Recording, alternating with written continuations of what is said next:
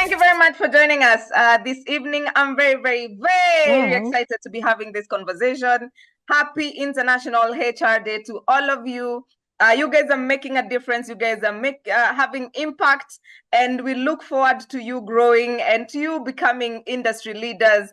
Of course, I'm looking forward to more HRs becoming CEOs, among other things. So part of why we are doing this is to make sure that we are equipped to move to the next level. And of course, where else can we learn besides from our own? And very much Zipporah Meto for joining us from Rift Valley. That one, at least I know for a fact.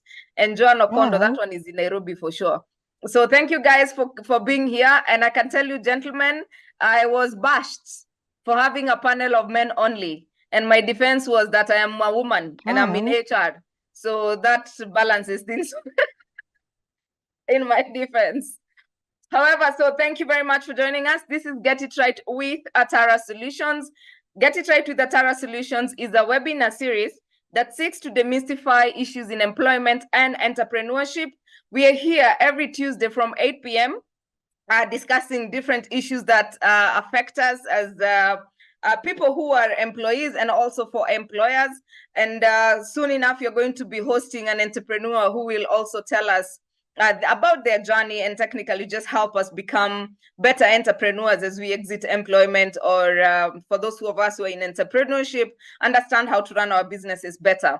And so we do this every Tuesday from 8 p.m. And we, from Atara Solutions, we do this in partnership with a number of organizations. Allow me to just give a shout out to them so that we can at least recognize the efforts that they make to help us be here and support us in making sure that we are here every Tuesday, and we cannot do this alone. All right, so we have Pathway Solution Services. Pathway Solution Services is a company that's involved in human resource management. They have a product on their LMS. LMS is Learning Management System. And if you're a member of Get It Right with Atara Solutions, you get to claim discounted rates from Pathway Solutions on the courses. They have 1,001 courses. You can check them out on their website, and you can also get in touch with me, and I'll be able to hook you up with Frank, who will be our speaker, I think, on the second week of June. And then we have my favorite spot to visit in Uganda. It's called Nilefront Cottages. That place is so beautiful, my friends. I hope, Tio, you've been to Nilefront Cottages. And if you haven't, your next holiday, please make sure you visit Imran at Nilefront Cottages. Those cottages are just to die for. They are so beautiful. And they're located, the view and the sunset and the sunrise, my God. It is worth your time, I tell you. And of course, we have El Samea. El Samea is a hotel located in Naivasha. The serenity in that place is to die for. If you want to take your vacation, solocation, whatever vacation you want to take, then you better run to El Samea. Down here in Naivasha. We have Labor Planet, where Labor Planet is a manpower outsourcing company. If you have a need to outsource your employees, then Labor Planet will be your people for you. And then we have Steadfast Quality Solutions. Steadfast Quality Solutions is a HR consulting and PR consulting company located in Kampala, Uganda. This is led by our partner, Herbert Zake. Hi, Herbert Zake. Thank you very much for introducing me to wonderful people like Tio here. You are an amazing soul. Thank you very much for we really appreciate you. And of course, we have K-Square HR Services. K-Square HR Services is a HR consulting company as well, located in Rwanda. So if you're looking for HR services in Rwanda, then K-Square HR Services are the people for you. Of course, this is under the leadership of Stephen Karangwa. We appreciate you as well, Stephen. And of course, we have Essence Park, we have Kapula Mintito, we have Panessa Training Institute, we have Wicklin, we have Profiles International. Profiles International just launched an online, or rather an LMS as well, and a digital learning platform called Cross Knowledge. It's an amazing platform. Please, you can Google it and get to know more about them. And then we have Festac Africa Festival. This is a festival that has been organized to celebrate the steps in Africa. And it's going to be taking place in August down here in Kisumu. So if you want to showcase your products at the Festac Africa. We have guests coming from all over the world. Just come and celebrate what Africa has to offer. So thank you very much, our partners. We really appreciate you. And of course, the one thing that I'm really looking forward to, our men's hangout. It's called Meet and Greets. The theme this year is, or rather, this is our first men's hangout. Let me just say the truth. So our theme is natural born leaders. Because we believe that men are expected to lead. Yani, if you ever speak to a woman and they're like, can you imagine, and he's supposed to lead? And we all know that leadership development is work in progress. And therefore, we want to make a difference. And we want to start with having a men's conference on the 22nd of June from 10 a.m. to 2 p.m. It will be at Absa Sports Ground. Absa Sports Ground is on Thika Road near KCA University. If you've been to KCA University, they actually share a fence from on Thika Road. And then it's only going for 4,000 shillings, only 4,000 bob. And of course, there's an M-Pesa till number. And you can actually partner with us for this so that you can also get to contribute to bringing the men together and for them to having an authentic conversation and also creating better leaders for our homes, for our friends, and for our colleagues and for our spouses as well. So please come one, come all. Let's enjoy the nyama choma that will be there and just enjoy some time together in sharing and in learning and also just having a good time. Of course, this one is to celebrate the fathers. Father's Day is on the 16th of June.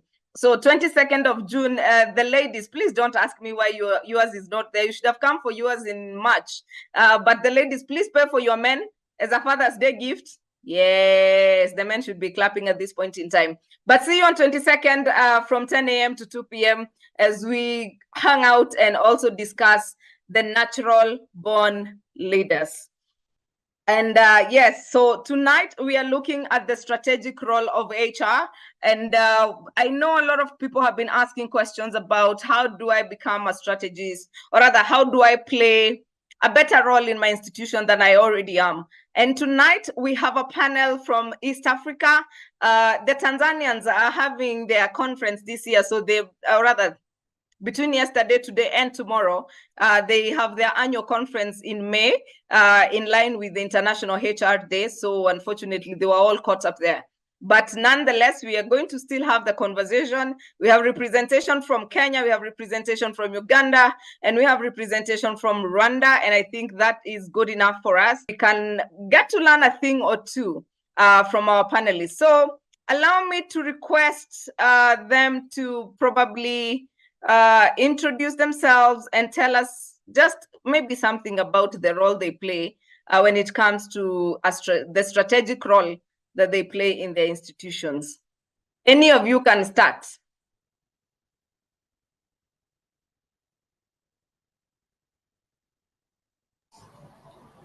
Do I need to pick you guys and organize you now? Maybe I should go first. Thank you very much, Attire Solutions, Grace, for hosting us today, and pleasure to be on this call today. To all the HRs in the house, happy International HR Day. I want to recognize all of you for the pivotal role that we play in the organizations, positively impacting success and empowering people in our organizations. So just to celebrate all of us. My name is Victor Komu. I'm a HR director at Gadaworld International. We are a security and risk company based out of Montreal, Canada, which is our headquarters. I represent the Africa region, based in Nairobi, and managing close to 37,000 staff across 11 countries in Africa. About this topic around strategy, I would put it in two ways. One, I would start by saying, as HR people, we lead in terms of organizational design, and that's the anchor of delivery of strategy. So the first thing that we should ask ourselves is, when we design organizations, when we design structures, departments, form the organizations, are we cognizant of what the organization does, how it delivers on its mandate, who the customers are, the products and services that we sell, and do we take into all that into consideration? A lot of the times as HR practitioners, we are out of touch with what the organization actually does on a day-to-day. For example, if you're in the services sector, and for example, my organization here today, there is what we sell as a service. In that service that we sell, I need to understand who is this client, what are they looking for, what is our pricing model, what is our costing model, what is our operating model as an organization, for me to be able then to be of value to the organization.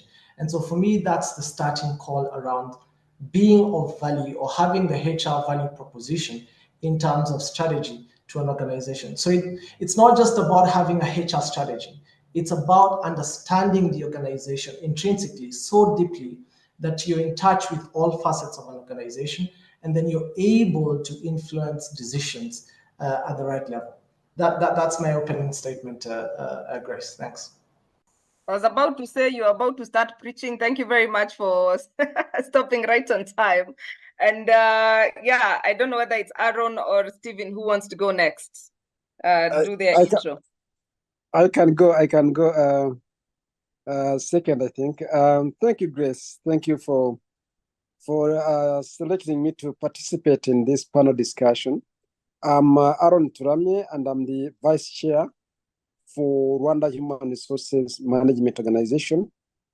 Rwanda Human Resources Management Organization is a professional body. We have over 400 members in the country. And what we do, we normally design capacity building programs, annual capacity building programs. So we train HR professionals in the different institutions, in the government, in the private sector, and the NGOs. So we're empowering them with, for example, the topic today about the strategy, how you design the HR strategy aligned to the organizational strategy. So I have also quite some extensive experience. I've worked in different organizations. I was head of HR in the banking sector. I was head of HR in the insurance sector. And I also worked in NGOs as head of director of HR. So what I think we need to do as HR is to align our strategy with the organizational business. But quite what I found challenging is that many HR work as a standalone function, where you are more involved in HR strategy, administrative functions actually largely, without understanding the business of the organization. I'm not very different from what the previous speaker said. We have to understand, first of all, the main role of HR is to understand the business. What business does your company do? If I take, for example, when I was working with the bank as an example, one of the things I had to do was to first understand the strategy of the overall strategy of the bank, the loans, the way we give out loans, the loans, the deposits. Those are the key products of the bank. Understanding the products of the bank. That it's not only the products that you need to understand. You also have to go and look at the administrative functions other than HR. What does procurement do? What does IT do? What do operations do? What does operations do? So that you understand all the functions within the organization so that you can be able to support them. So your HR strategy should look at business. How do you support business? How do you support the administrative functions? And more importantly, I want also to bring another critical element really for the HR to succeed. The HR strategy should also aim at creating an organizational culture that supports the business. So it's not enough just to go and create like a strategy, like a performance management strategy, like a staff development strategy, but all those HR services must aim at creating or embedding those practices in the organizational culture. And lastly, the HR manager or director should have the passion. We should do HR as a passion, not as a job. Thank you, Aaron. Thank you. Thank you. Thank you. Thank you. Right. And Mr. Tio, to you. Thank you, Grace. Good evening, ladies and gentlemen. Greetings from Cairo. It's a pleasure for me to be here this evening, and I would like to thank you, Grace, and everybody else that has made this possible. Happy International HR Day. So I'm an organization transformation specialist, and I've been practicing for plus 20 years in this area. I've had the opportunity to practice in organizations as diverse as KPMG, PwC, Lafarge Holcim, and now in the African Export-Import Bank, which is based in Cairo. And currently I'm working as their global head and director for HR. Afrexim Bank, for those of you that I may not know much about it, is a multilateral bank. And what we focus on is providing financing for trade-related transactions across the continent. We have a balance sheet of plus $35 billion at the moment and growing. Now, of course, the topic of strategic HR is an interesting one. I'm glad to be part of this conversation. I think Victor and Aaron have spoken about many of the things that I've spoken about as well. I think the only thing I would like to add is that as HR practitioners who are involved in management of business, we always need to think about what we bring to the table. And that's from the point of view of knowledge, skills, and attitude, because that's what will determine how you'll be received as a person that's managing the HR function. We'll talk about this a little more when I get an opening. All right. Thank you, gentlemen, for starting us off. And I am glad that all of you have a difference in opinion, because that means this conversation is going to be rich. I was just testing you. And yeah, so I think we can jump right on. And we have seen HR. I mean, back in the day, HR used to be this, okay, for here, whenever you had HR, you used to think this sad and angry person seated somewhere in an office.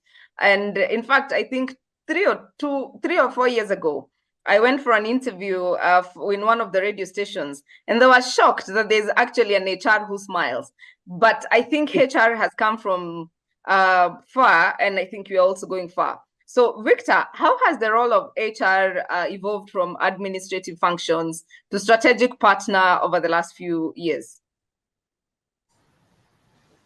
Yeah, thanks again, Grace. I mean, I think we can all recall a couple of years ago, HR was known as personnel, personnel management. So I think that's the first evolution, from a personnel department where it was just about filing and paperwork and T's and C's and contracts and all that kind of stuff. And then came in the whole element of HR, where it was now about designing, policies and HR practices, what we would call functional excellence. And then after that evolution, then we went to that evolution, which is human capital, where again, in addition to the T&Cs, in addition to designing HR practices, we then moved into aligning HR practices with the business strategy, which is what we're talking about today. And we went into the space of looking at competencies and all that kind of stuff. And right now we're in the fourth sort of evolution, where we are talking about human capability, actually. Where we are talking about delivering organizational success through thought leadership. And so HR now is sort of a capability department. It's no longer personnel, it's no longer HR, it's no longer human capital. It's around capabilities and strengthening organizations to perform and to deliver. And that's where, where HR is at the moment. Thanks.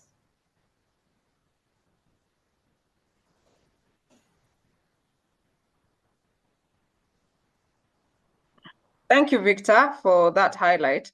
I remember somebody asking me to differentiate between what I mean when I say personnel management and HR, but I think you have also brought that across. And of course, to the audience, start preparing your questions. We will be opening the floor soon. Please put them on the Q&A so that it is easy to follow. Whatever questions you may have on the strategic role of HR, please post them on the Q&A, and we will get to that in a bit. But Stephen, so Victor has talked about the evolution of HR, but we have, during this evolution, what are some of the challenges that we faced historically and also right now? Because sometimes when you talk about HR as a strategic partner, a lot of people don't understand what that means, and especially those working in small and medium organizations. So what are some of the challenges that we've faced in terms of becoming a HR strategic, or rather a strategic function? Right. Thank you. I will primarily focus on the knowledge, skills, and attitude that I spoke about earlier on. And one of the first things that I'm going to say, in as far as the challenges faced in developing into a strategic HR, into a strategic partner is concerned, is typically because the problem starts with ourselves as HR practitioners. And what do I mean by that? Where we have a situation of HR business leaders not presenting themselves as part of a strategic circle of business managers. And what I mean by this is that typically when you have a room of business managers, you'll have somebody that's in charge of finance, you have somebody that's in charge of marketing, depending on whether you work for a bank, you'll have somebody who's in charge of commercial and investment banking, etc., etc. And in that room, you also have somebody who is in charge of HR. And then, of course, the CEO, etc. In many cases, I've seen that what happens with us as HR practitioners is that we don't take the time to understand the business that we are supporting. And therefore, we go and present ourselves as HR practitioners, focus on HR matters alone, and then leave everything else to other people. So when it comes to, and let's first focus on the strategic elements of the business themselves. And Victor, talked about this earlier on. All businesses that I know, if they're well run, typically go through a strategic planning process. Now, that means that on an annual basis, you set business plans. In some cases, you have business plans, strategic plans that run over 3 years or 5 years, some cases even 10 years. How much of ourselves as HR practitioners participate fully in the processes of putting those business plans together? Most of the time, we tend to sit back and let the other people take charge of these places. So the CFO is not going to focus just on finance alone. They'll talk about other elements. They'll talk about marketing. They'll talk about what kind of banking products they think would be able to work in the market, etc. But we as HR people tend to sit back and only wait until they say, how many people do we think we'll need in the next 5 years? And then we say, maybe we'll need 100 or 200 and that sort of thing. So we box ourselves into this corner, and we only speak or are only spoken to when they think that they're matters that relate only to people. So I think that's our first and major problem as HR people. We need to get ourselves out of that straitjacket and ensure that first and foremost, we present ourselves as business managers. Any business manager that doesn't understand the strategy, is not involved in the strategic planning of the business within which they're involved, is going to be relegated to the level of, a support function. So I think that's the first and most important challenge that I tend to see, and that challenge is with us. The second one also tends to be where the engagement that we have with the business is typically limited to only stuff that is HR related. So first you have the strategic element. Obviously, we need to engage strategically, but then on a day-to-day. So when things are going on in the business, when we're talking about an IT blackout that has occurred and is affecting the business, do we get involved in those conversations? Do we make contributions on what could be done based on our knowledge of what's going on? So whether it's marketing, we're having a marketing problem that is causing issues in a particular market. Do we understand that market? Can we make contributions? If you have a market that's covering 54 or 55 African countries like we do in Afreximbank, and also 11 Caribbean countries, do I understand what those markets look like? And if they're speaking about what's going on in St. Antigua, and can I make a contribution? That means I need to read, I need to expand my knowledge and broaden it in as far as those things are concerned. So engagement with the business managers in what they're doing so that they're able to see us as people that support them as they're going about dealing with the business challenges that they face on a day-to-day basis. Of course, the third, and I'll wind up with this, is how do we ensure that we become a trusted advisor, not only to the CEO, but to the other members that are part of the business suite. This means that we need to bring our authentic selves to these discussions. What does it mean to be your authentic self? Are you willing to challenge the status quo? So it doesn't necessarily mean that whatever is said by the CEO or by the CIO or whoever is speaking must be the gospel truth. Can we question? But question in an authentic way. So that it's not just a question of saying, oh, I have to speak because I have to speak, but because you understand what it is that you're going through.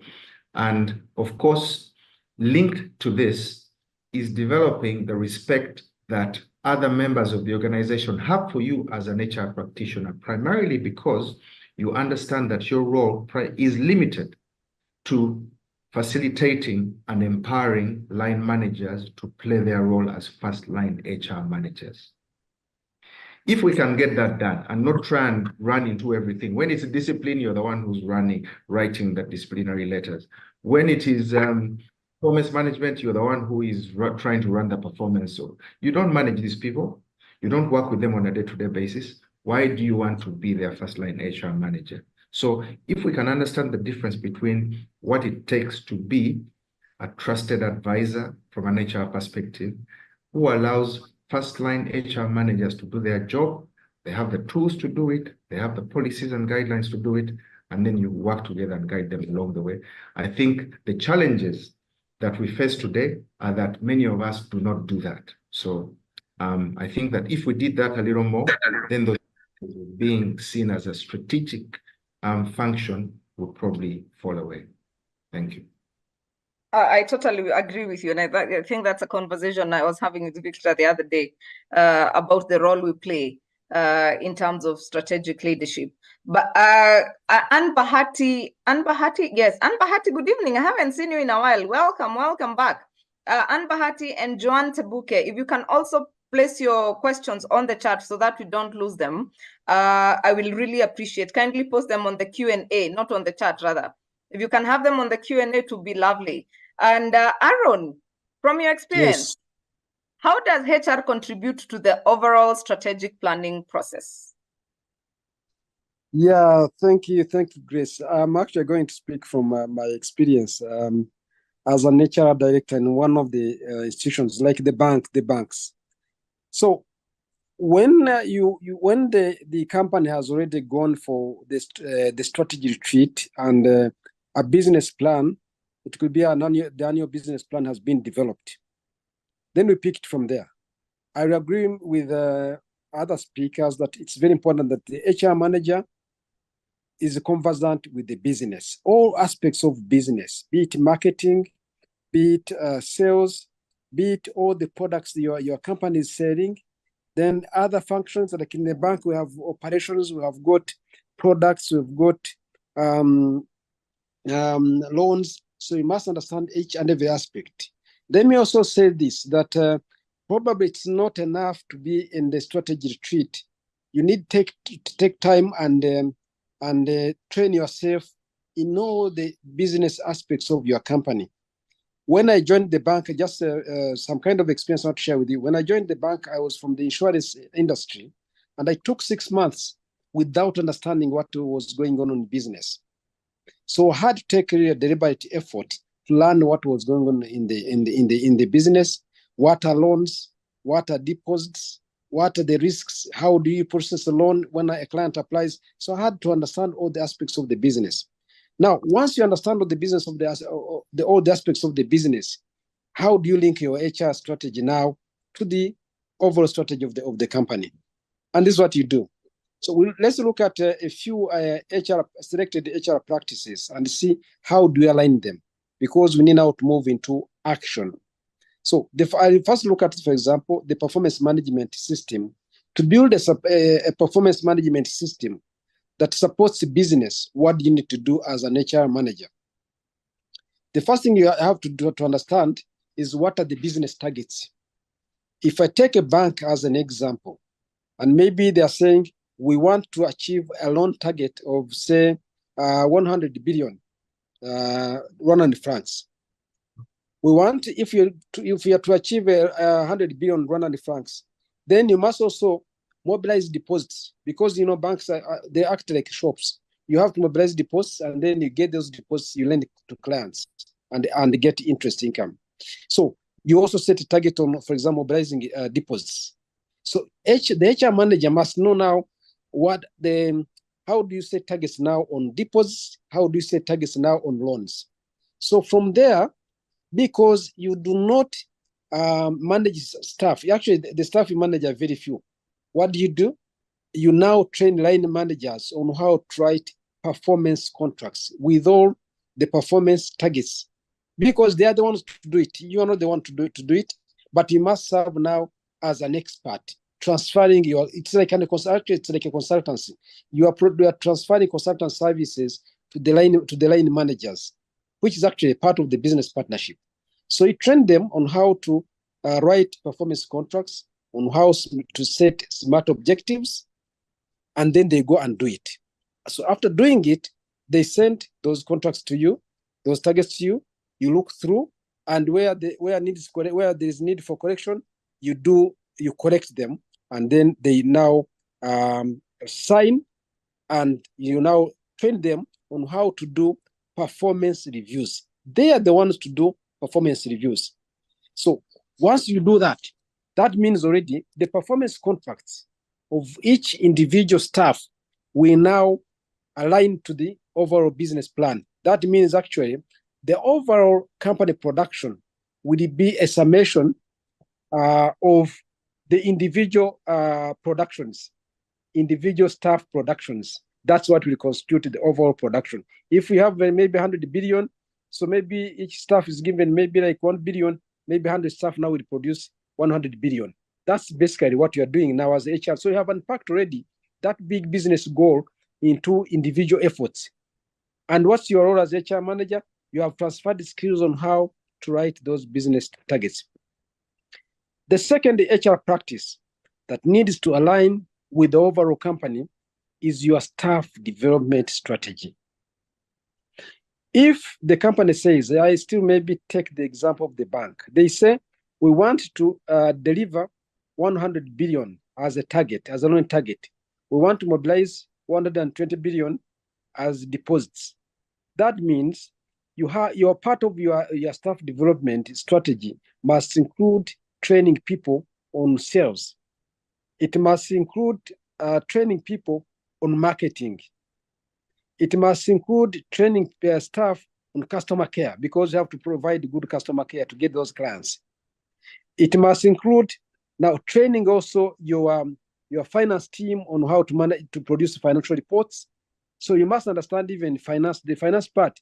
You must understand the basic financial reporting, so that when you set up your training, of course you're going to consult line managers, but you can only consult them when you know what they do, because if you don't know what they do and you consult them, you won't be able even to put together your staff development. So all the skills, all the staff trainings must now support the overall business strategy. And for you, you must be now a business expert to know what kind of skills do these people need, do your staff need to deliver on the set targets of the organization. Lastly, I want to talk about two things. The issue of organizational culture and leadership. It's very, very vital that for the company to be highly productive, it must have strong line managers as leaders, people managers. So the HR must now be an expert as a leader to be able to train business leaders. And for you to train them as business leaders, you must understand the business. So because for you to deliver part of actually you have to integrate the performance management system with the leadership development, because the business line manager, the line manager will need to know the performance management, but at the same time must also know how to manage the staff well, to inspire them, to motivate them to be able to deliver on the set targets. Lastly, the organizational culture. The HR manager needs now to understand the business to build an organizational culture that enhances performance. So, and more importantly, lastly, the HR manager must be a change leader. But you must know what are you changing in the business, because changes are happening in the business. So what kind of changes do you need to do in business for you to be able to create a change model that will facilitate organizational change? So the change leadership, the organizational culture must all be aligned to business, must aim at enhancing the performance of the organization. Over to you, Grace, I think. All right, thank you very much for that, Aaron. You have touched on a question that was asked by one of the audience, but allow us to take a few questions from our audience so that then we can also interact with them. There's a question, okay, somebody has said, is there something like mutual separation at the workplace? If yes, how should it be conducted? You can specify from which country you're talking about, and then we can assign that specifically so that you're answered based also on the laws, depending on where you're asking from. But Jacqueline Kimaru says, is there anything wrong being pro-employee from a HR point? Is there anything wrong being pro-employee? And I think that one can be picked by who? By Victor. There's a question that was asked specifically for you, Steve, from Bahati, but I'll come to that. But then there's a question which probably, Aaron, you can also touch on. What is the role of HR in culture transformation when top leadership is the problem? What is the role of HR in culture transformation when the top leadership is the problem? And then to use Tio is, in the global arena, how do we ensure effective stakeholder management in the context of strategic HR partnerships? What are the pitfalls to anticipate and avoid? In the global arena, how do we ensure effective stakeholder management in the context of strategic HR partnerships? And what are the pitfalls to anticipate and avoid? That had been posed for you, Mr. Tio, specifically. So, Victor, is there anything wrong for being pro-employees as an HR? Yeah, thank you, Grace. I think I'll want to answer that question in sort of a different way. Since we are talking about strategy and how HR can be of value, in delivering the strategy in an organization, it's important for us to realize that 67% of strategies are never accomplished, in organizations. So we come up with strategic plans, we sit in meetings, we contribute to them.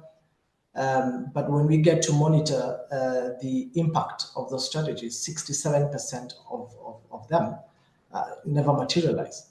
So that tells us something. You know, we talk about people are the greatest assets of an organization. They're the people deliver the strategy. But it also tells you that as HR, as the custodians of performance, it means then that we are failing our organizations to deliver the strategies that they put in place. And so for me, I would say we need to be results-based leaders. So yes, we can look at the welfare of the employees. We can look at all the nice to haves, but we also need to have the right people as the competitive advantage in our organizations, delivering the quality results required. And then we reward performance. So it's not just about looking at people's welfare and all these good things that we read about and we hear about. But we need to come up with the right strategies, the right initiatives, the right practices that rewards and recognizes performance, but also in the same vein, identifies non-performers and calls them out. So we also need to be decisive leaders. We shouldn't shy away from ridicule or hate. You know, we shouldn't want to be liked in the organizations, because at the end of the day, the people that we are leading, the people who are supposed to deliver strategy, 67% of the time are not. So I would say we need to be balanced in the way we operate in organizations. So a 50-50 kind of approach, ready to ask management to support employee initiatives, but at the same time, ready to ask employees to deliver. And not just the employees, also ourselves as HR leaders. Are we accountable to the organizations? Are we delivering in our HR departments? Or are we just calling out the other departments and nobody is looking internally? So that's my response. All right. Thank you for that response.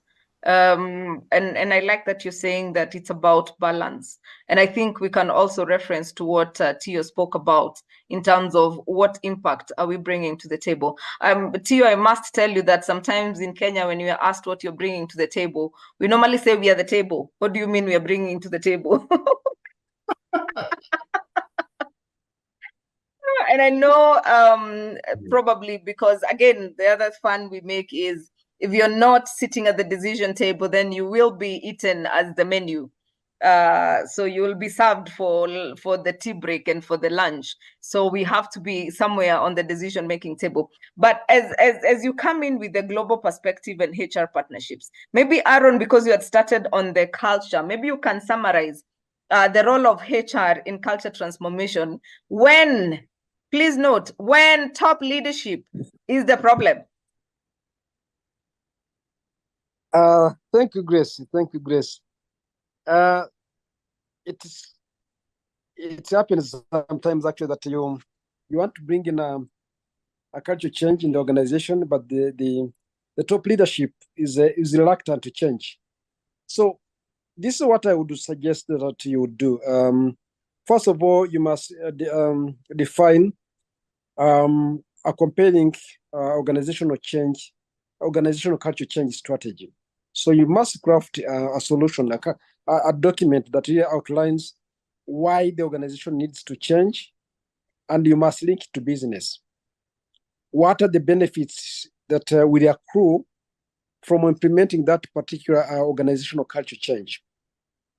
So in other words, you have to create a vision for the change, and you have to create an agency. You have to create agency for change in that document or in that concept. Now, it's sometimes also difficult to you as an insider, as an HR who is an insider, to say you're going to bring out about a change. People might challenge you. And what I've seen work, sometimes you have to use some other external sources. And what are the external sources you could use to influence your top leadership to accept the change?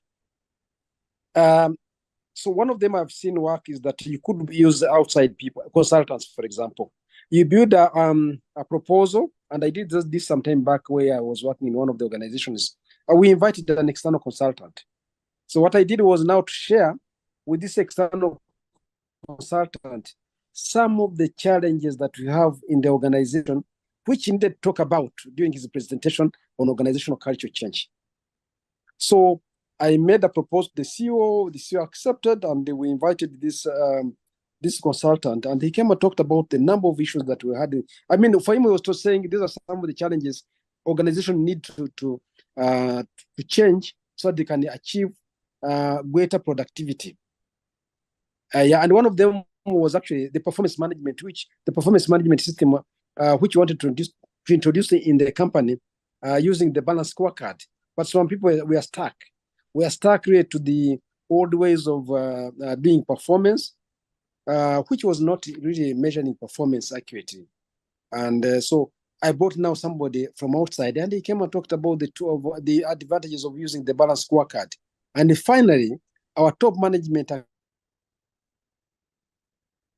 accepted to adopt the balance as a performance management tool. And they now tasked me as the head of HR to start now external because I had really failed to influence the top leadership.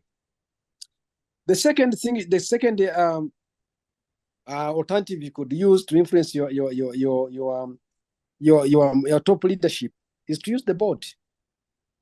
So once you have crafted a very good solution in terms of organizational culture change, of course, you have to outline the benefits, how the company will benefit, and that calls for knowledge in business. If you don't know how business operates, you want to be able to craft that compelling solution, is to use the board. Right. So once you do that, you can now share that concept with maybe the board chairman, maybe any board member that you have a good rapport with. And so you have now, maybe you have like, you sort of like hold an evening meeting with him outside, and then you say, these are the challenges and this is how our company could benefit. So how could you support me to influence this change now in the organization? And quite often, at least you have one or two board members that listen to you. Now, once they understand it now, the board members themselves could even say now, okay, let's have now training on organizational culture change on this particular, for example, maybe it's a performance management system. Maybe it's also, you want maybe to change actually the leadership style. The leadership style in the company could be a hindrance to organizational performance. So how do you want to create an inspiring leadership model in the organization? That could be a change you want to introduce in the company. So you could now, the body could even to invite now the external consultant to come and influence the top leadership. So in a nutshell, I would say use all avenues, but you must craft a compelling solution. Then you can now either use the board or external consultants. You know, in the Bible, they say that a prophet has honor except in his home. So you might not be able to influence your top leadership if you're part of it. Yeah, thank you, Grace. All right, thank you for that. I like that saying that I did not really catch, but I was about to repeat it, but thank you for that. Steve, or rather, Theo, we can come to you. There's a question on the strategic HR partnerships and stakeholder management, and probably you can combine that with how does modern HR contribute to achieving organization goals and driving business success? How does modern HR contribute to achieving organizational goals and driving business success? So you can take them both. All right. Thank you, Grace. I think both of those questions point to the issue of how you make yourself an effective strategic business partner, so to speak. So we have stakeholders to manage as HR practitioners, and those stakeholders are well known to us. You have, the staff, and then you have the people that are managing the business. And as Victor said, sometimes it is made to seem as if, you have one group of people that's set itself against the other, which in reality, shouldn't be the case. But we know that that happens often, and that's why you end up with industrial strikes and those sorts of things. So how do we ensure that we can play that role of being effective stakeholder managers so that we can achieve those outcomes that we're seeking for, and especially the pitfalls to avoid as well? So I like to use a term which is rooted in culture theory, which some of you may have heard, the psychological contract.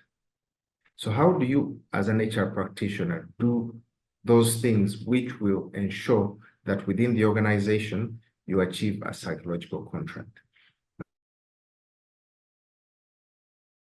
A psychological contract is essential.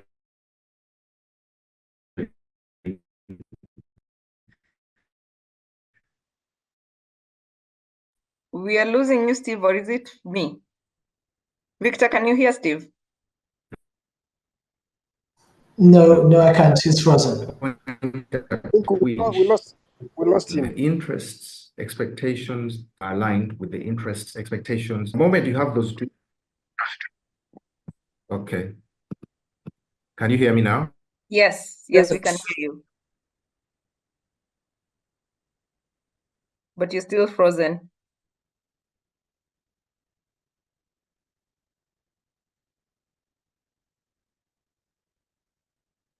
All right, I think we have lost Stephen, but as he comes on, don't worry, we will still get answers to those two questions as soon as Steve is back. But probably, Victor, we can move on to you. How do you strategically retain employees from competitive poaching? Oh, Steve is back. Sorry. Steve, are you back? Yes, I hope I am. Can you hear me? Now we can hear you and we can see you. Okay, so we'll come back to you, Victor, on the question on competitive advantage for poaching, and also how can HR, there's two questions on competitive advantage. Just 1 minute, Steve. Okay. There's a question on from Stella Nyagol, who says, what are the ways in which HR strategies can contribute to competitive advantage for a company, and combine that with how to retain employees from competitive poaching? The pay is good, including incentives in place. Can one deal with the competitor? I don't know how that dealing is, but yeah, back to you, Steve. All right, thank you very much, and apologies for the interruption. But as I was saying, so one of the things that we need to focus on as business managers, in this case, who are relying on HR as our core skill, is ensuring that there's alignment to create a psychological contract between the organization and the employees. And each of those parties has got a role to play. So the organization, which is represented by the people that manage the business, has got certain things that they need to do, as we all know. The employees, on the other hand, have also got certain things that they need to do. If either of those parties does not do what they're expected to do, there will be a misalignment. And the moment you have a misalignment, you have disengagement, you have inability to achieve the outcomes that you're looking for, etc. So one of the models that I created, which allows us to have a sort of conceptual framework which makes us effective stakeholder managers, is known as, it's a typical derivation of the employer value proposition, which I think we all know. But what I did was create a variation of it, and I called it the employee-employer value proposition, so E squared VP, meaning that when you talk about an employer value proposition, it suggests that the employer is the one that makes sure that things have got to happen. It ignores the fact that the employee also has a role to play. The employee-employer value proposition essentially highlights the fact that the employer has got a role to play, and the employee has also got a role to play to create that psychological contract and that alignment. So as HR business practitioners, if we're able to understand that we have a role to play in ensuring that that E squared VP model is applied. So whether it be across talent acquisition, performance, development, reward, well-being, behavior and culture, which undercuts all the other 5 pillars. If we're able to rely on that conceptual framework and ensure that we then work on the delivery of the outcomes expected from each of those pillars, while focused on the ultimate goal, which is a psychological contract, which is measured. So this is why we measure these outcomes through things like engagement surveys, et cetera, et cetera. If we're able to do that effectively, I believe that we'll become effective stakeholder managers. And one of the pitfalls to avoid, in my view, the main one, is to try and assume that because you represent the business management, you therefore are anti-employee. And I agree with Victor that that's a dangerous line to take. Our role is to ensure that we are giving everybody a chance to play the role that they need to play. Do they have the tools to do that? Do they have the policies and guidelines to do that? Do they have the, do they take us as trusted advisors to be able to understand what it is that they need to do in order to achieve that psychological contract? If we're able to do that without playing too much to both parties, I believe that we'll become the effective stakeholder managers that we need to be in the business.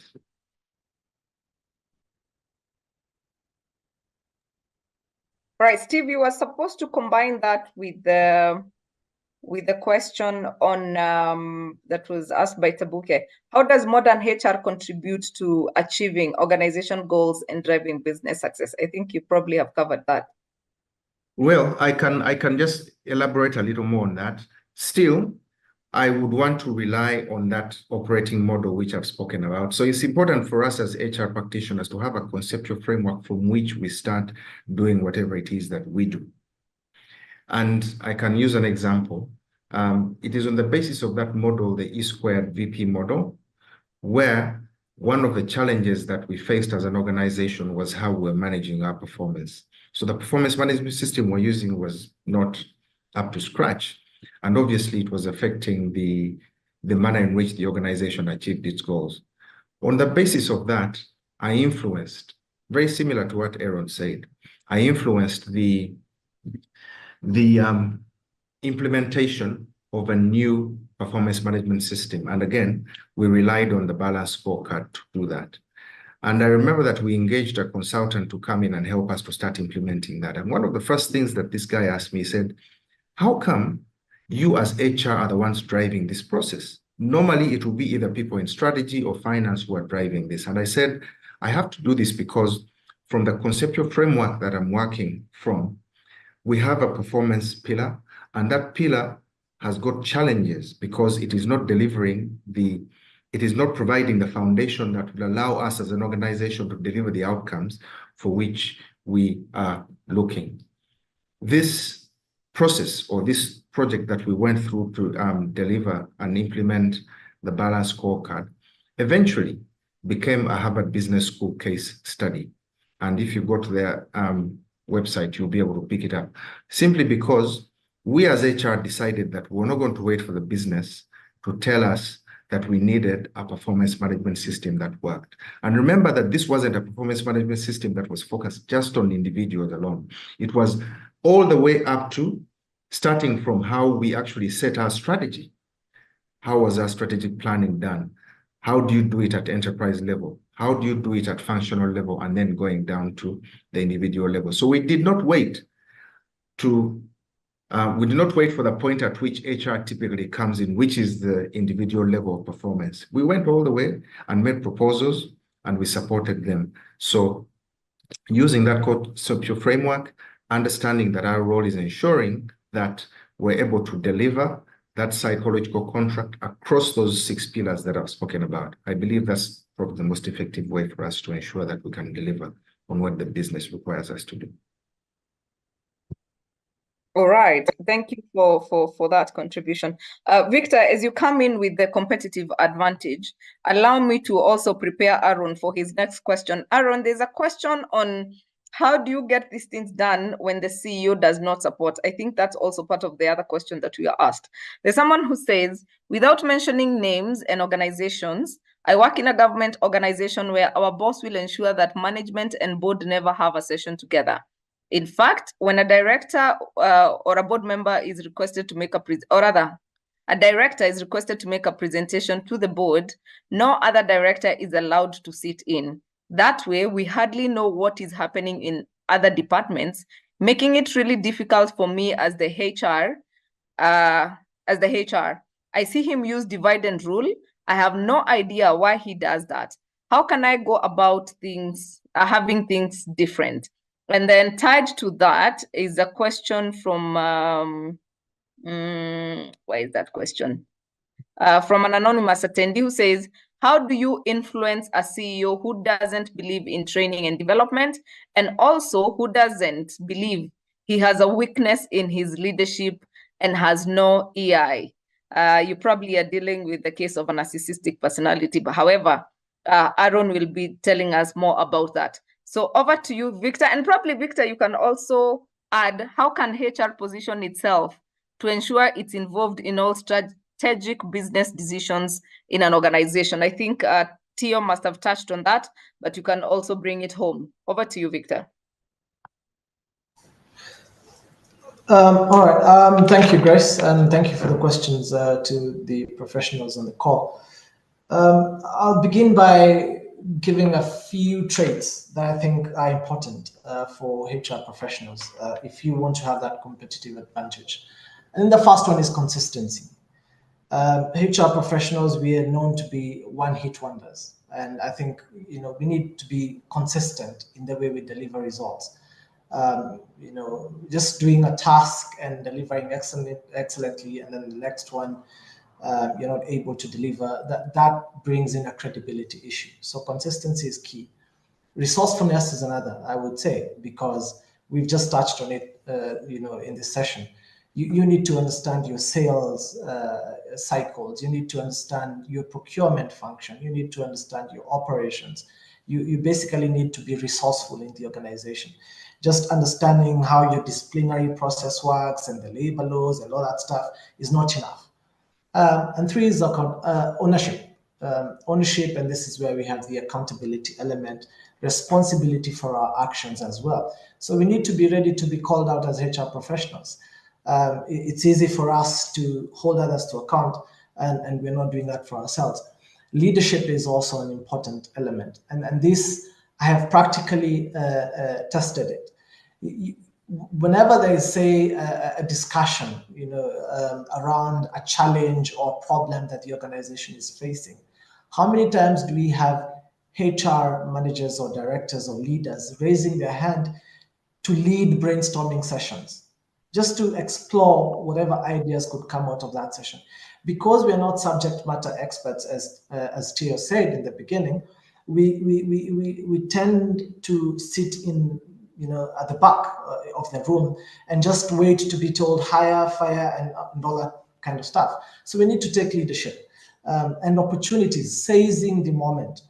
We definitely, I think there's a challenge with HR professionals having an abundance mindset. I've had this narrative too often that, HR has been relegated into paper pushing. We are now under corporate services function, or, CFOs are now more important and they're better paid and remunerated and all that stuff. But we just need to change and have an abundance mindset that we can change that narrative if we wanted to, by believing in ourselves. And last but not least, there's grit and determination.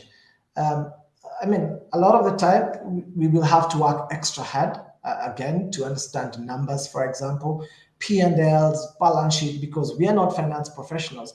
So go out there, get that finance for non-finance managers course, understand the numbers. There are no shortcuts to that C-suite level to delivering strategic value. We will have to understand the business language, as somebody said, and we have to also be resilient. So those are the traits I would say, Grace, I would give as tips. And then the other one you talked about is, the second question was, I think, on competitive poaching. And here I would say, my response is data, because data never lies. if you have a challenge where you're losing talent to a competitor, it means your pay and benefit structure has a problem. You're not in touch, or we're not in touch with what the market value of a job is. And so we need to get the data, we need to leverage on technology and with speed and agility to go back to management and say, look, our competitors are taking our best brains, they're taking our best resources, and this is because we are not able to retain. Either it's a culture issue, it's a pay and benefits issue, but it has to be supported by data. So in terms of HR, we need also to keep the HR KPIs that are really critical to the business, the attrition rates, that we can use that data to convince leadership that we need to change certain elements in the way we manage our people and retain them and stop losing them to competition. Otherwise, when you lose talent to competition and you want to go out an all-out war with your competitors without the data, it's going to be a losing battle, because leadership really wants information, data, and the correct data to be able to make decisions. Thanks. And I think probably I can add on to that, and I've seen Jacinta Kisungi talk about it on the chat. I think also culture plays a big part, because this person says that they are paying competitively, but I came to realize that employees don't stay just because of the money. They also stay because of the culture. They also pay because of the leadership. We keep saying that employees don't leave or rather don't leave organizations. They leave bad bosses. So probably check with the culture, check with the leadership of the organization, and see what are the things that can be done. And of course, what Victor has said, collect data about this. Now, Aaron, we are coming to you on the question about the director who does not believe he has weaknesses, and also how to change the people who are doing divide and rule. But before we get there, allow me to prepare Tio for the next question, which is the question on, from global perspective, how do we ensure culture in the different countries is given necessary attention strategically? I think this one is just because you work from a global point. How do you make sure that all the countries that are in your management are actually considered? And so for that, I'm just trying to see whether there's another question you can combine with that.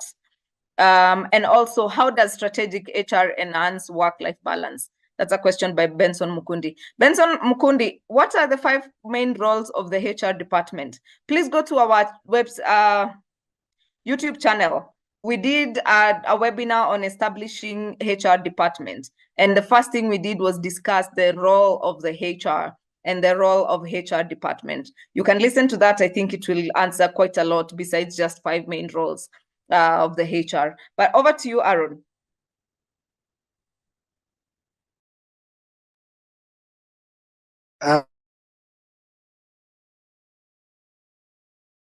Thank you, Grace. Yes, it can be a challenge for a leader who does not want to take advice, the leader who is involved in divide and rule, a leader who does not want to plan anything.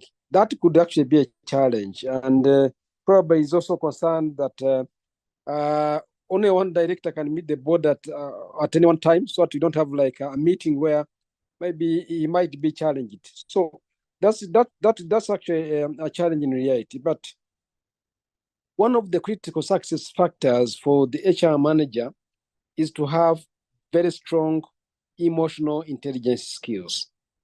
That's very, very important, that you do not fall into this trap, because some of these CEOs might put you off.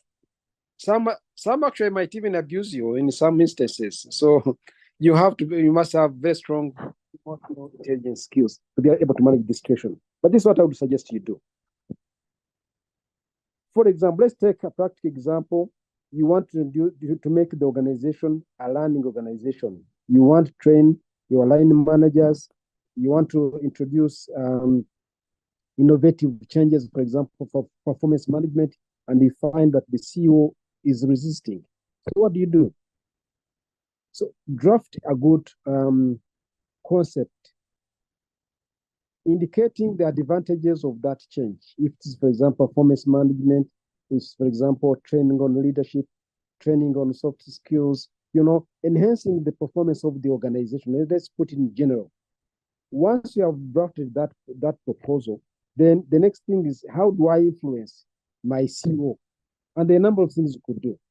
So one of them would be to request the CEO to present the value proposition. Let me call it a value proposition, or that solution you have crafted in the senior management meeting. I assume you have senior management meeting.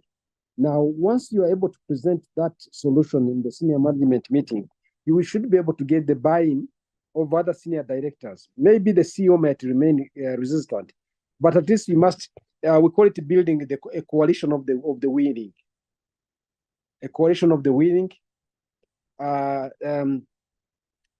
number of senior directors who buy into your idea, and we help you to sell this proposal, to constantly sell this proposal to the CEO. Now, it might be that you have built a coalition of the winning, a team that is ready to support you, but still the CEO remains resistant. What do you do? The other solution, the other approach you could do in this case now is to talk to your board members, those board members that might be close to you. So meet them individually. Don't go to the whole board, because you won't have an opportunity to go to meet the board. But meet them separately, maybe meet them for an evening tea, and now present this solution you have drafted and ask for their help to influence the CEO to adopt this change. It could be performance management, it could be training, it could be any other change. Maybe it is also even review of the salaries of staff. So you at least you should be able to get one board member to buy into this, and this board member will help you to influence the CEO. The second strategy I've seen work, and I've ever experienced this challenge, is now to talk to some of the other companies that do similar business to yours, and ask them if they can come and talk to you, like some kind of experience sharing about, for example, some of the management challenges in the organization. Maybe ask the head of HR, the director of HR in a different organization to come and talk to you. Or invite the CEO of another organization, if that's possible, to come and just share the experience with your CEO. I don't know whether this could be possible. If it's possible, because sometimes it's hard for you to sell a solution within the organization. You use other people from outside to talk to them. Now, lastly, what you could also do is, in most cases, there are regional conferences, there are international conferences that are held in your country with specific themes. Some of the themes are speaking to the challenges you are facing in the organization. Encourage now the conference organizers to invite your CEO to come now. So if your CEO and your top leadership will now go for this meeting, project that is talking about corporate leadership, for example, he will listen now. And because now this message is coming from the experts on this subject matter, your CEO might be able to listen. So a combination of strategies, as I summarize. So use other external influencers, use, for example, international experts or what I might call subject matter experts that normally talk during conferences, and you encourage them to invite your CEOs. Use your board members, at least those that can easily buy into your solution. But use other company management that could come and talk to you. But most importantly, first craft a compelling value proposition that indicates the benefits to the company. And lastly, for you to be a robust leader as an HR manager, you must also have the emotional intelligence skills to be able to manage your CEO, because sometimes there's a tendency for you to sort of feel like a little bit disappointed, and you feel angry, and probably even you lose the momentum, you lose the energy. So once you lose the energy as the HR, then everything stops. So thank you very much. Over to you. Thank you, Aaron. Maybe we can jump right on to Theo for the question on work-life balance, and I think on the other one for globally culture in different countries. Right. Thank you very much. Maybe just to add something very brief on what Aaron was responding to, one of the other options that could be considered when it comes to a situation of that nature is the use of external coaches. There's a whole body of people that have been trained in dealing with situations of that nature, and yet because they are independent, the CEO does not see them as somebody who's going to judge them. So sometimes it works. It doesn't work all the time, but it's one of the options that people could consider for that. Now, when it comes to culture and how you essentially deal with culture, as we know, is the day-to-day behavior in any situation or in any environment. And typically we have what we know as organization culture. But organization culture is made up of many different subcultures that when they come together, they emerge and form what then becomes your culture. Now, in a situation where you have subcultures that are very strong by definition, so this could be, for example, national cultures. They could even be sub-national cultures, or, whatever the case may be. They could be language cultures. So in Africa today, we tend to say, oh, there's a francophone, there's an anglophone. I don't really like the use of those terms, but, we use them, or lusophone. Each of those groups of people tend to come with a culture that's different, a way of behavior that's different from the others. Now, when you come to a situation where you have put all these people together, they're workmates, they're working together, you're trying to drive towards the same goal, how do you ensure then that all those subcultures are able to merge into the desired culture that you wish to see for the organization?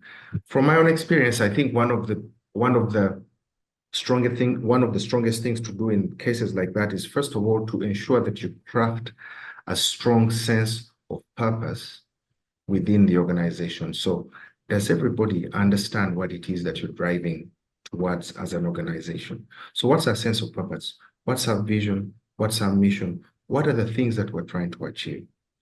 One of the things that, again, referring to the balanced scorecard process that we put in place, helped us to do as an organization was to make it easier for people to see where it is that we wanted to go, because it creates a line of sight between those broad strategic objectives of the organization and the day-to-day stuff that people are doing. So when somebody is working in the admin department and their job is to ensure that office deliveries are done on a day-to-day basis, when we sit with them in a quarterly meeting, one of the things that we talk about first and foremost is for everybody to say, guys, we're driving at a target of X billion dollars this quarter. And everybody knows that that's what we're driving at. So there's that sense of purpose. And it is underpinned by what we all know as core values. So does everybody understand what are the values that will help us to ensure that we get to those outcomes that we're looking for? Have those core values been defined? Does everybody understand what they are? Does everybody agree with what they are? And if they don't, what are those points of disagreement so we can iron them out and ensure that everybody's driving towards the same path?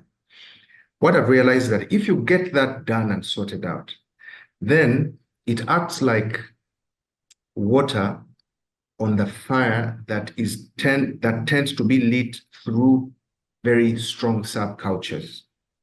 Now, where subcultures cannot be submerged by that overall sense of purpose, by the overall core values that are driving the organization, then what will happen is that you'll end up with people, it's more pockets of the subculture that they feel most affiliated to.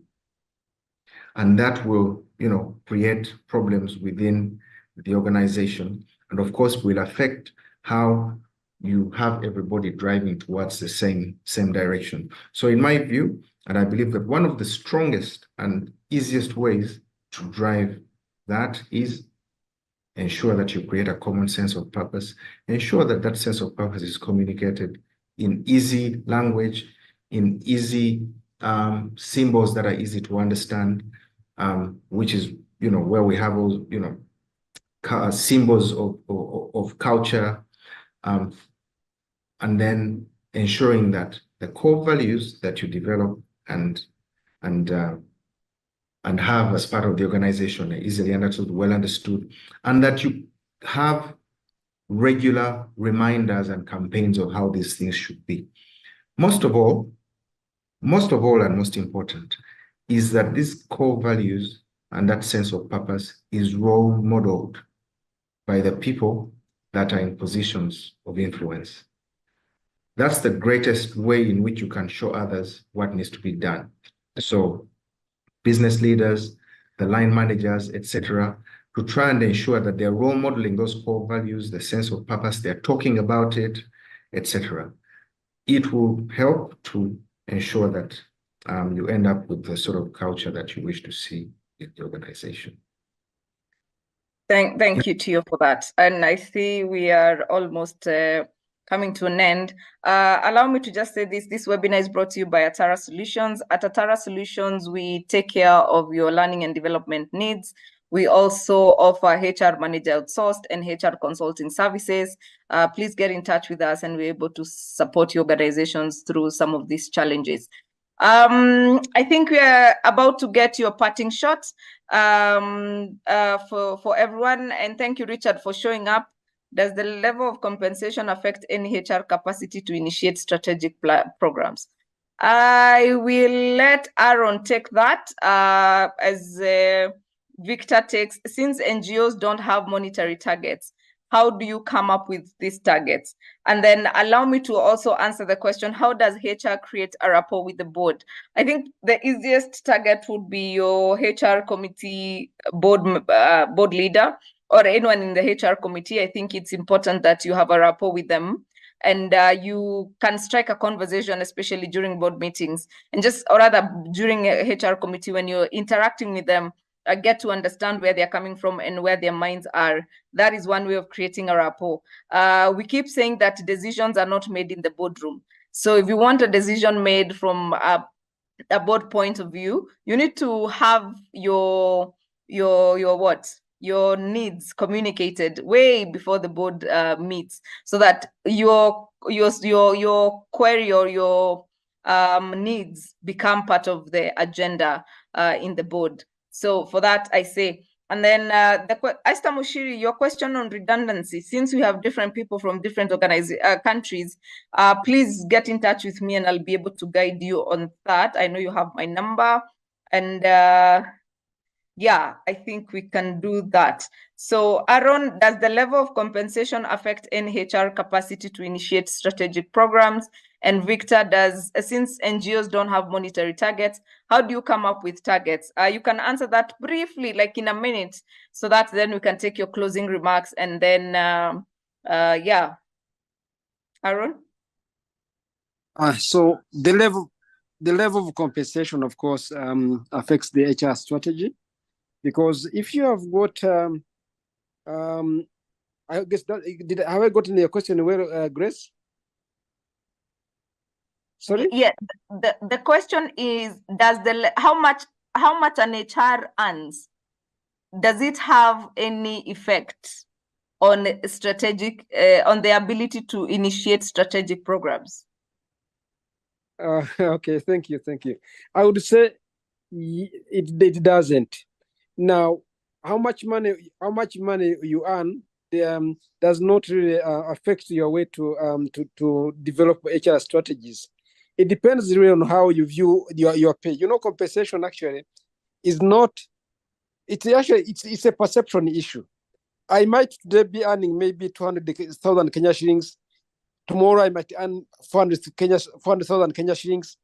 I might perform as much as possible, whether I'm earning 200,000 or whether I'm earning 400,000. It actually depends on the level of satisfaction. But also let me sound this warning that even where the organization is paying you what you perceive to be a low salary, that should not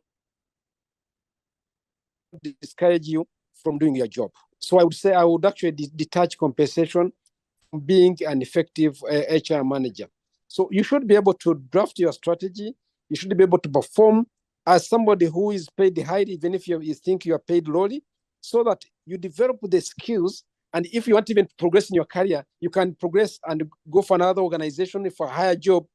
But it's highly unlikely that if you are not able to do your job because you say you are less compensated, you will never move from that position. You remain where you are because you won't be able to develop the relevant skills to push you up now to look for to develop the relevant skills to position you for better employment. So I would link compensation from real performance in terms of developing your HR strategies.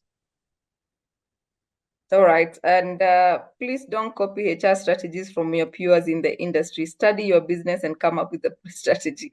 That is a very good point, JK. Jacqueline Kimaru, thank you. That's a very valid point. Yes, Victor, you can go there and then we can do our parting shots. Yeah, I mean, in terms of NGOs, I worked in one for 9 years before moving into the commercial space. So there are financial targets, burn rates, reserves, etc. But be as it may, at the end of the day, you draw targets from strategy, as we've been discussing. So there are organizational KPIs. An organization has 5 or 3 or 6, whatever number of important deliverables that that organization has to deliver. They don't have to be financial in nature. They can be customer centric. They can be business enablers, etc. So out of those, that's then what you use to develop your HR KPI. So it really doesn't have to be financial, but really, probably most organizations also have financial targets. Even if it's cost saving, that's still a financial KPI. So yeah. I agree.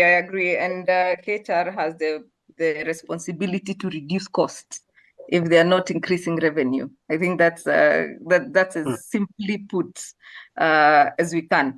So right, I think we wanna just get to the closing remarks, and of course, allow me to appreciate Madam Catherine Sidandi, our sign language interpreter, who does an amazing job in making us inclusive, and of course, my part-time co-host Richard Magoma, who is also on the call. Allow me to also recognize him, and of course, everyone here. But give us your parting shots, our panelists, and I'm gonna start with Tio because the two gentlemen just spoke before you.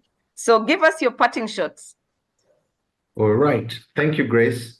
Of course, I'd like to take the opportunity to thank my fellow panelists, to thank Catherine and everybody else who's been part of this for taking the time to do that. Parting shots in 1 minute, I'll just quickly summarize what I've essentially said the entire time. 1, for us to present ourselves as business leaders and not just HR leaders. 2, for us to rely on conceptual frameworks to develop the operating models that help us to ensure we run the business as appropriately. 3, be authentic and be consistent in the design and application of policy. 4, be a trusted advisor to your peers and your executives. 5, build a network of allies. 6, be empathetic and compassionate. 7, understand how to apply grit and resilience at work. And for this, I need to mention, we need to take care of our physical and mental health. We need to be alive in order to drive the business. And finally, focus on culture and behavior. This underpins everything else. Thank you very much. Excellent. Thank you very much for that. And we appreciate that you made the time to be here. And we look forward to having you on more sessions on Get It Right with the Tara Solutions. Victor, you are the first to start this webinar, so you're going to go last this time. So Aaron, Aaron, Okay. your parting thoughts? Yeah. Thank you very much. So one of the things I would say that for you to become a successful HR manager, you must understand the business. And I think this has been emphasized by Tio. You must have the business document, really, understand every aspect of your business. The second critical success factor for the HR manager is to be emotionally intelligent. You will find that in the organization, there will be always conflicts. And sometimes if you're not very careful, you become party to one of the conflicts, and you find that you're not really perceived as being fair. And so that will reduce your capacity to influence your leaders. So you must make sure that you're emotionally intelligent. Lastly, I would say that you must be able to become successful. You must build a strong line management team that helps you to drive most of the business, most of the HR practices. So make sure that you empower your leader, your line managers with the HR management, with even training on business, because some of them are in the business, but they do not understand the business details. Get experts from outside, whether if necessary, and make sure that your line managers are equipped with skills to run the business and to manage people. I think those will be my advice to HR or to an HR manager who wants to be successful in his career. All right, thank you for that parting shot, Aaron. And I can see Nasifu saying, big up to my mentor, Mr. Turami Aaron. I think you also have fans here. And there's a comment on the chat. Male HRs are quite intriguing. I don't know whether we need to start asking whether you're single, because at this rate you're about to go while on this call.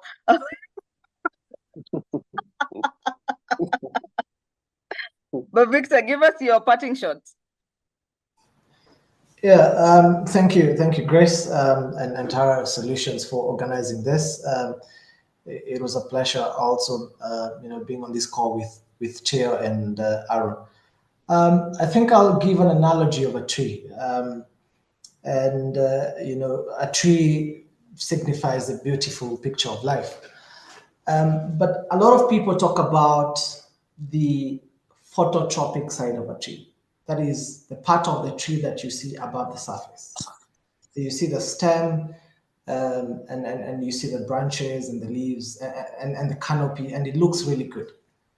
But very few people talk about the gravitropic part of the tree, which is what is beneath the surface, which is the root system. But believe it or not, what you see above the surface and what you see below the surface looks alike.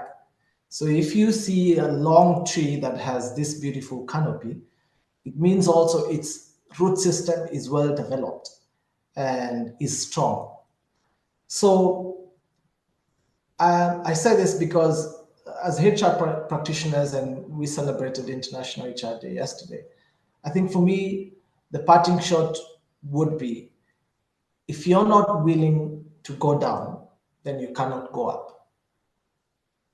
So we will have to do whatever it takes to be the table. It's not going to be given to us on a silver platter. Nobody is going to make you CEO because you're HR. We will have to fight for it. We will have to earn it. And so we have to be willing to go down to go up. And finally, as I close up, as it was captured in Steve Jobs' biography, is to say, stay hungry, stay foolish. Good night, everyone. Hey, you guys have a lot of English, and clearly I see why you're playing at a strategic role. This was an amazing session. I love that, and I like a summary that has been given to us by Paul Tinui. He says HR, my takeaway is trusted advisor, mental health is key, authenticity, be a business leader, business acumen, emotional intelligence. And by the way, Profiles International offers emotional intelligence coach. And then there's intelligent and acquire relevant skills, etc. That is amazing. And somebody says the session was awesome. Thank you so much, Atara, Jacinta from Machakos. Very informative. Sarah says very informative session. Oh God, where is that? Victor, my colleague, wow, a lot of claps. Yes, let's send them the emojis. Let's send the panelists some love because of the wisdom that they've shared with us. And if anything, the chat is anything to go by, then that is amazing. So please join our WhatsApp group. I think Jacinta has shared the link. Jacinta, please put the link again because we need to also be informed on what's coming up on Atara Solutions Next week, because May is a mental health month, next week we are also speaking about mental health. And after that, we will be speaking about internal audit or HR audit or something to do with that. We'll let you know. But at this point in time, we want to say thank you. You can subscribe to our YouTube channel. It's Get It Right with Atara Solutions. Join our WhatsApp group, Get It Right with Atara Solutions as well. Jacinta has posted the link on the chat, and also follow us on Instagram, Atara Solutions, like us on Facebook, Atara Solutions, and let's do this again. Let's make the workplace a better place. Let's just not be those HRs who are told that they answer to finance people. We only answer to them because we have not taken our rightful place. Let's take on our strategic role as business leaders and also as people leaders, and we can drive the business from that angle. So one of the best sessions that can get enough of the shared knowledge. Asante. Thank you very much, Esther Kang'ethe. And thank you so much, you guys. I know that some of you it was late notice, but thank you for making the time to being here. Aaron, thank you very much for always being in support of what we are doing. We really appreciate. Tio, it's a pleasure to meet you, and I hope that we can continue this conversation and also being friends now. Now I have added my list of friends. So thank you very much. And of course, Victor, it's always a pleasure having you. Thank you for joining Get It Right with Atara Solutions for the first time as a panelist. So we really appreciate you. And to our audience, we cannot do this without you. Thank you for making time to be with us and keeping it Get It Right with Atara Solutions. See you next week, same time, same place. And do not forget, for the women, please send us your men and your brothers and your boyfriends and your sidekicks so that they can come and join our conversation on the 22nd of June. And for the men who are on the call, please, it's only 4,000 bob, and it's going to be taking place on Thika Road at Absa Sports Club. So come one, come all, and let's be part of the change that we want to see on that day. And for women, if you do not have a reason to send us your man, it's Father's Day on the 16th. So for that reason, just give him a ticket to come on and just have a conversation with fellow men, and also get to develop their leadership skills, because we expect them to be leaders, but we need to also be part of the solution in developing the leaders that we want. So thank you very much, guys. I really appreciate, and see you next time. And see you next Tuesday, same place, same time, as we tackle a version of mental health. And asante. Thank you, Grace. Good night, everyone.